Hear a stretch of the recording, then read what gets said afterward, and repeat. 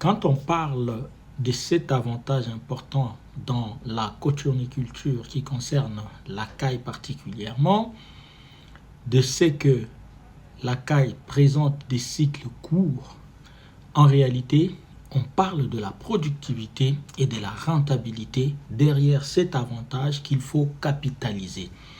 Dans cette vidéo, nous vous montrons pas à pas comment capitaliser cet avantage pour non seulement agrandir son cheptel, mais aussi soigner la croissance de caille pour atteindre un objectif déterminé. Bienvenue sur Congo Bon. Merci de vous abonner, merci d'aimer, merci de partager nos vidéos. Alors, les cycles de la caille sont courts. Ça veut dire quoi précisément? La première chose qu'il faut retenir, c'est que les premiers cycles courts qu'il faut retenir de la caille, c'est les cycles de la reproduction. Les cycles de la reproduction commencent quand, évoluent par quoi et se terminent à quel niveau? Alors, les cycles de la reproduction commencent par l'œuf. Ok? Il commence par l'œuf et se termine par la caille de chair en atteignant les poids commerciaux ou alors par un autre œuf. C'est-à-dire qu'une caille femelle particulièrement a atteint un certain âge pour pouvoir donner à son tour un œuf. Et comme c'est un cycle, ça tourne comme ça. Alors, les cycles de reproduction de caille. Pour ceux qui font l'élevage artisanal, c'est un élément simple qu'il ne faut pas nécessairement exploiter, parce que quand on élève de façon simple, vérifiez dans votre élevage si c'est ce que vous faites, parce qu'un vrai éleveur, c'est lui qui voudrait vraiment générer des revenus derrière la coturniculture ou dans la production, la transformation et la commercialisation de la caille, c'est qu'il doit tenir compte de cet élément-là, de ces facteurs-là déterminants pour pouvoir accroître sa productivité. Et parce que la productivité est accrue, et logiquement, il y a donc rentabilité. Alors, les cycles courts de la caille, nous avons dit, commencent par l'œuf. Il y a deux modèles d'affaires. Il y a des gens, dans ce cas, qui élèvent les cailles pour vendre la chair. Okay? C'est comme ceux qui élèvent les poules, les canards, pour vendre la chair des poules, la chair des canards. Okay? On appelle ça poulet de chair ou encore poule de chair. On peut aussi parler de caille de chair. Alors, pour celui qui élève la caille de chair, les cycles de reproduction, ça sera donc ce moment qui part de l'œuf qui est mis en couveuse, l'œuf qui est incubé, l'œuf qui est clos, et cet œuf, après 16 à 18 jours, va donc éclore, donner les poussins de caille que nous appelons cailletot. Les poussins de caille vont croître sur trois phases que nous appelons trois âges. Le premier âge partira du jour de l'éclosion jusqu'au 21e jour que nous appelons premier âge. C'est donc le départ, l'âge de commencement.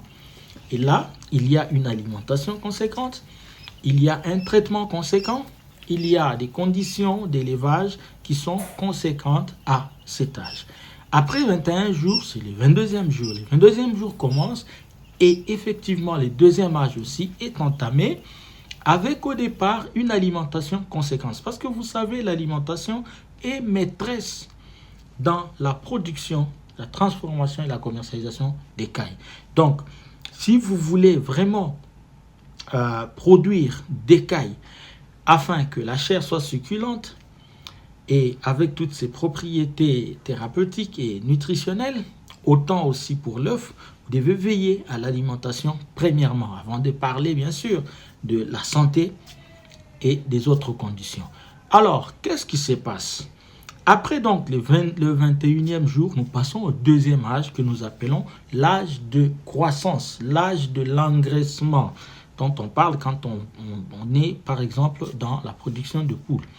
Alors, l'âge de la croissance ou l'âge de l'engraissement pour les cailles, c'est cet âge pendant lequel on va donner un aliment conséquent, généralement concentré sur la protéine pour permettre à la caille de se développer et de se développer très vite. L'objectif, c'est quoi?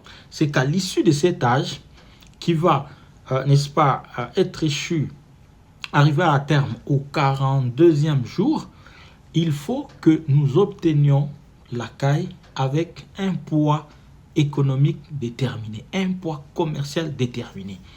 Alors là, il dépend de beaucoup d'éléments, particulièrement de la race, mais aussi de la souche. Parce qu'il y a par exemple pour la caille de Chine, le poids commercial c'est à peine 120 grammes, 100 grammes, 80 grammes, ok, pour certaines souches.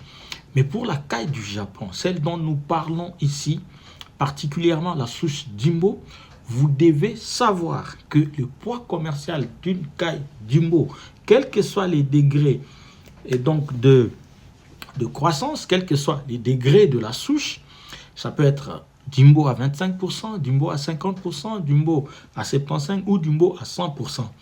En réalité, la croissance va au 42e jour donner les poids commerciaux de la caille autour de 250 grammes, plus de 250 grammes.